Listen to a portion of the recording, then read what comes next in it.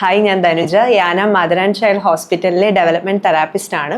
അപ്പോൾ developmental therapy എന്താണെന്നും ഏത് തരത്തിലുള്ള കുഞ്ഞുങ്ങൾക്കാണ് ഡെവലപ്മെന്റൽ തെറാപ്പിയുടെ സേവനം ആവശ്യമായിട്ടുള്ളത് കുറിച്ചാണ് നമ്മളിന്ന് സംസാരിക്കുന്നത്.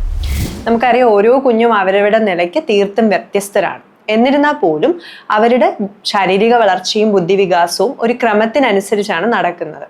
മാസം തികയാതെ ജനിക്കുമ്പോൾ തൂക്കക്കുറവുണ്ടാവുക, അല്ലെങ്കിൽ ജനിക്കുമ്പോൾ കരയാതിരിക്കുക, പലതരത്തിലുള്ള രോഗാണുബാധ, ജന്നി തുടങ്ങിയവ കുഞ്ഞിന്റെ ഈ ശരിയായ ശാരീരിക വളർച്ചയും ബുദ്ധിവികാസത്തെയും പ്രതികൂലമായി ബാധിച്ചേക്കാം. അപ്പൊ ഇങ്ങനെയുള്ള കുഞ്ഞുങ്ങൾക്ക് ഒരു റെഗുലർ ആയിട്ടുള്ള ഒരു ഡെവലപ്മെന്റ് ഫോളോ അപ്പ് വഴി ഇവരുടെ ബുദ്ധിവികാസം ശരിയായ പ്രായത്തിനനുസരിച്ചാണോ, അല്ലെങ്കിൽ കാലതാമസം വരാതിരിക്കാനായിട്ട് നമുക്ക് എന്തൊക്കെ ചെയ്യാം, ഇനി കാലതാമസം ഉണ്ടെങ്കിൽ തന്നെ വളരെ നേരത്തെ അത് കണ്ടുപിടിക്കുകയും ശരിയായ തെറാപ്പികളിലൂടെ ഇവരുടെ ഈ ഡിലേ അല്ലെങ്കിൽ ഈ ഒരു കാലതാമസത്തെ ഒരു ഡിസബിലിറ്റിയിലേക്ക് എത്താതെ തടയുക എന്നുള്ളതാണ് നമ്മൾ ഡെവലപ്മെന്റൽ തെറാപ്പിയിലൂടെ ലക്ഷ്യമിടുന്നത്.